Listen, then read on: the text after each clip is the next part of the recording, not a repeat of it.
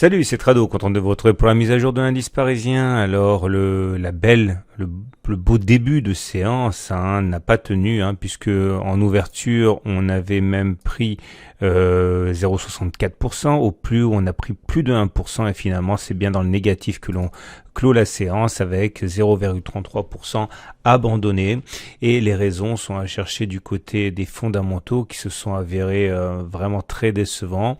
À commencer par les inquiétudes grandissantes sur la situation à Hong Kong. Comme vous le savez, les débordements et les émeutes commencent à être complètement hors de contrôle, et certains n'hésitent pas à parler de signes noirs. Vous savez, cette formule rendue célèbre lors des subprimes, c'est-à-dire un événement aux conséquences dramatiques, logiques, mais complètement insoupçonnées, et beaucoup s'inquiètent des répercussions que cela pourrait avoir sur la Chine, moteur mondial de la croissance économique, et par répercussion sur le reste du monde. À cela s'ajoutent des situations assez tendues en Italie au niveau politique, et toujours des statistiques qui déçoivent. Bref, les opérateurs n'ont plus envie de rigoler. Et nous avons donc, alors attendez, je vais enlever ça. Nous avons graphiquement ici toujours une situation où nous sommes entre deux eaux, une résistance journalière ici à 5465 et un support journalier vers 5220.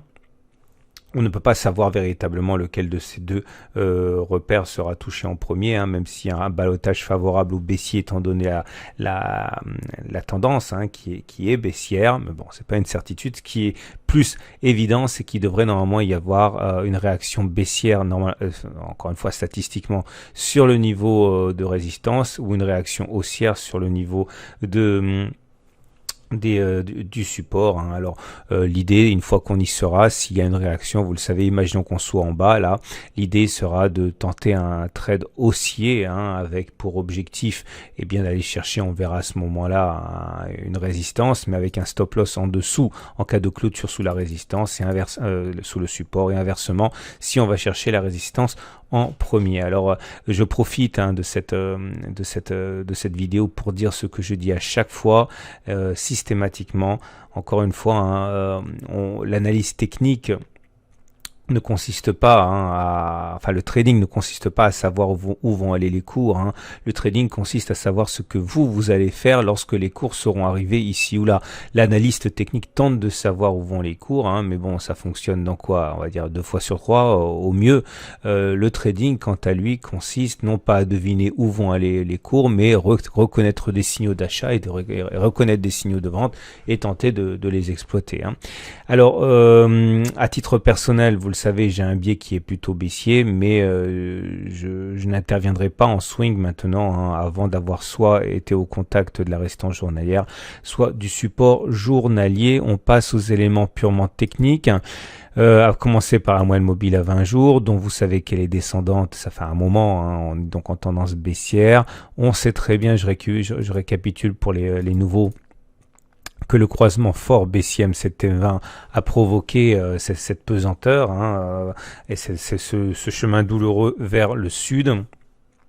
Et nous sommes actuellement en train de suivre les bandes de Bollinger. Ce qui est intéressant avec les bandes de Bollinger, c'est que vous voyez, elles commencent à descendre toutes les deux, elles se mettent en situation de parallèle baissière, c'est-à-dire que c'est un autre indicateur de la tendance. On n'avait pas attendu les Bollinger pour savoir qu'on était en tendance baissière, mais c'est un élément de plus qui milite pour le fait que les supports devraient être touchés normalement, statistiquement. Regardez les indicateurs techniques, ça on le sait aussi, il y a des signaux, les signaux aussi ont été délivrés par les indicateurs techniques rapides, comme le stochastique, le MACD 0, mais ça n'a pas encore été relayé aux indicateurs lents que sont le momentum qui reste en dessous de 0, le RSI qui est toujours en dessous de 50, et le MACD qui est sous son signal. Et pour qu'on reprenne une tendance haussière, il faudrait au moins que ces indicateurs techniques lents basculent haussier. C'est pas le cas. Et comme je le dis souvent, maintenant qu'on est avec des indicateurs lents qui sont baissiers, manquerait plus que les indicateurs rapides repassent baissier, et là ce serait effectivement une nouvelle impulsion baissière à craindre. Regardez pour enchaîner ah oui, le chandelier japonais du jour, j'ai oublié de le mentionner.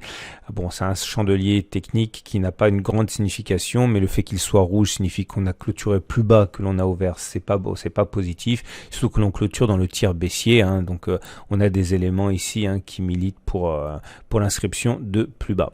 L'Ishimoku qui est actuellement assez intéressant à suivre, pas au regard de la tendance, parce que vous le savez, la tendance elle est neutre, elle est neutre parce que le nuage n'a pas de direction, le nuage est toujours en train de dériver à plat. Je rappelle aux débutants que ça se voit au fait que la SSB ici est quasiment horizontale. Et puis nous avons également l'Ishimoku qui nous donne les raisons du blocage actuel. Il est à chercher du côté de cette résistance ici. Vous voyez, twist, plat de SSB, twist, bon, tout ça, ça constitue une zone de résistance difficile à passer et c'est pour ça qu'on a bloqué dessus.